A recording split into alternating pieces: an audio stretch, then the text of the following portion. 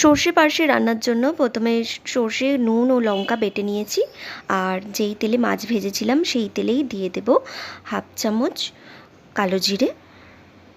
কালো জিরেটা কিছুক্ষণ ভাজার পর তারপর দিয়ে দেব হাফ চামচ মতো হলুদ গুঁড়ো। খুব বেশি হলুদ দেব না, আর হলুদ গুঁড়োর সাথে দিয়ে দেব হাফ চামচেরও কম ধনে ও জিরে গুঁড়ো। ব্যাস, এই হলো সর্ষে পার্শের মশলা। না পড়বে আদা আর না পড়বে আর কিছু। এই সিম্পল ঘরোয়া কিছু উপকরণেই আপনি বানিয়ে নিতে পারবেন সর্ষে পার্শে। এবার বেটে রাখা সর্ষেটা দিয়ে দেব। সবটা দেব না, আরেকটা রান্নার জন্য আমি রেখে দেব কিছুটা পরিমাণ। এবার সর্ষেটা দেওয়ার পর আমি কিছু জাস্ট কয়েকবার নেড়ে চেড়েই দিয়ে দেব জল। বেশিক্ষণ ভাজলে সর্ষে তেতো হয়ে যায়। জল দিয়ে দিয়েছি। এরপর ঝোল ফুটে উঠলেই একটু ঘন মতো হয়ে এলেই দিয়ে দেব ভেজে রাখা পার্শে মাছ।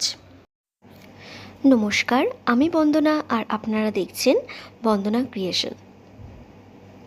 যারা যারা আমার চ্যানেলটি এখনও সাবস্ক্রাইব করেননি তারা অবশ্যই আমার চ্যানেলটি সাবস্ক্রাইব করে নেবেন। মাছ দেওয়ার পর খানিকক্ষণ ফুটে এলে, অনেকটাই ঝোলটা কমে এলে তখন দিয়ে দেবো স্বাদ মতো লবণ। খুব বেশি লবণ দেবেন না, কারণ নুন হয়ে যেতে পারে। আপনারা আপনাদের স্বাদ অনুসারে লবণ দেবেন। এরপর আমি মাছটা নামিয়ে নিয়েছি। তো আমার হয়ে গেল সর্ষে পার্শে। দেখুন কত সহজভাবে আপনাদের দেখিয়ে দিলাম, আর খেতেও দুর্দান্ত।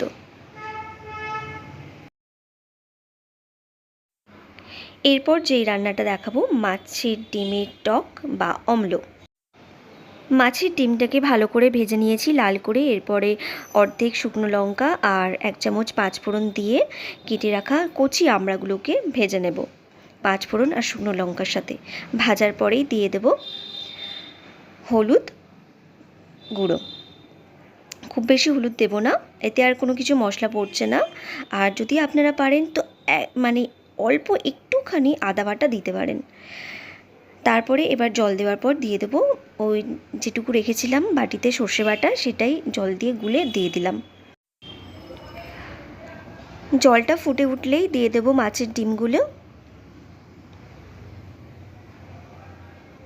আপনাদের ঝোলটা দেখে মনে হচ্ছে যে খুব পাতলা, কিন্তু তা নয়। নামানোর পর আপনারা দেখবেন মাছের অম্লটা কত সুন্দর হয়েছে, একদম ঘন হয়ে যাবে। কারণ কচি আমরা তো, ওইগুলো গলে গিয়ে ঘন হয়ে যাবে। এই যে অনেকটা কমে গেছে জলটা, আর এই দেখুন মাছের ডিমের অম্লটা। তো বন্ধুরা, আমার ভিডিও যদি আপনাদের ভালো লেগে থাকে তাহলে আমার ভিডিওতে লাইক কমেন্ট করে জানাবেন আমার ভিডিও আপনাদের কেমন লেগেছে। ভালো থাকবেন, সুস্থ থাকবেন।